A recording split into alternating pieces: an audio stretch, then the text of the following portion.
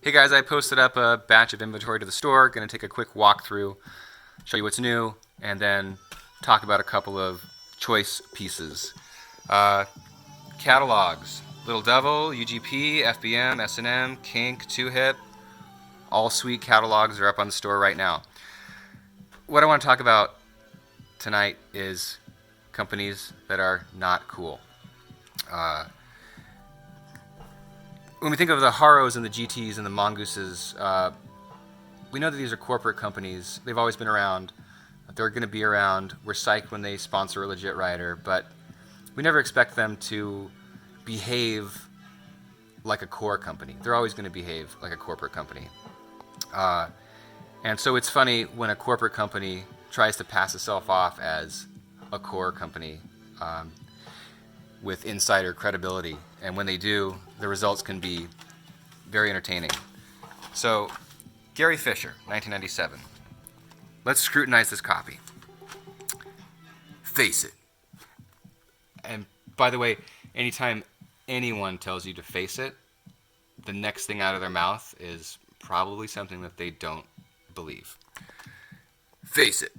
There's a lot of stuff we do that they just can't and won't understand. Piercings, tattoos, dreadlocks, punk rock. Think about it. The old kooks in their business suits. And it goes on. It's some of the worst copy I've ever seen. And there's more good stuff here. More details I want to share with you. It's a company with an unlimited marketing budget. And look at these product photos. The bikes are out of focus, underexposed, out of frame, and they look like they were photographed in a crack house. Completely ridiculous. There is the sweet flatland sequence at the bottom, and these guys clearly know how to ride, but I don't know who they are. I'm assuming that Gary Fisher sponsored some riders, although I don't remember who. If you know who these riders are, please let me know. But jumping on to the next item. Bontrager, 97. Bontrager and Gary Fisher were both purchased by or acquired by Trek in 94, 95. And so it appears that the same marketing company or in-house copywriter wrote this. Here's the deal. We've all broken a bike. More than likely, several. And as you picked your bloody broken ass up and out of the dirt, you probably... It's just completely over the top. So many words. And then right on cue, we get the face it. So I like that. And so, we're hating this company. And then we get to the Warthog. What is that? That frame looks kind of cool. Look at those gussets. And what does this say? It says, we make heat-treated steel bikes that work. We add more engineering, not more metal. Huh. If this had an S&M sticker on it, I wouldn't blink twice. I'd say, yeah, that bike looks legit. I remember being in a bike shop around this time, and there was one of these on the wall, and a BMX rider working there was saying, yeah, dude, I mean, it's Bontrager, but that bike is legit. He's like, I might buy that bike. So is this company totally whack or maybe kind of legit? Well, Keith Bontrager was a motorcycle builder and then a mountain bike frame builder, and he figured out from making motorcycles that the best way to build a strong, lightweight, functional mountain bike frame was to keep it simple and build it with steel. And which is refreshing when you compare that to the mainstream corporate model, which is make every bike look high-tech with a crazy shape frame, Y bikes and bikes with diamond profile tubing, and build them out of aluminum and carbon fiber and make them flashy as possible so they catch people's eyes in the store and they sell. And it appears that Bontrager actually tried to build a bike not just designed to sell, but actually designed to be ridden. And I wonder if Bontrager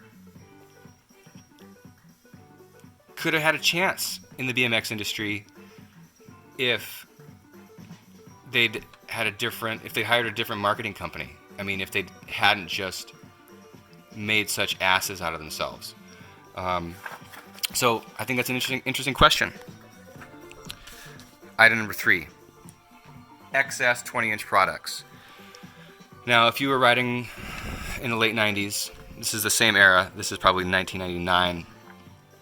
If you're riding at this time, you should remember that XS was Schwinn's aftermarket BMX parts brand.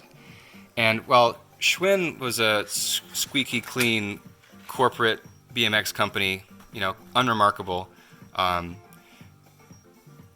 sponsoring contest riders and doing it the corporate way, with XS, they really went for something totally different. So this flyer doesn't look corporate at all. I mean, we've got Jimmy Levan toothpicking a handrail, wearing a fucking flannel, and this is so interesting. So look at their team riders. The list of riders, I'm not going to read them, but every one of these guys, these are some of the most grungiest, hardcore, least corporate personalities in the history of BMX.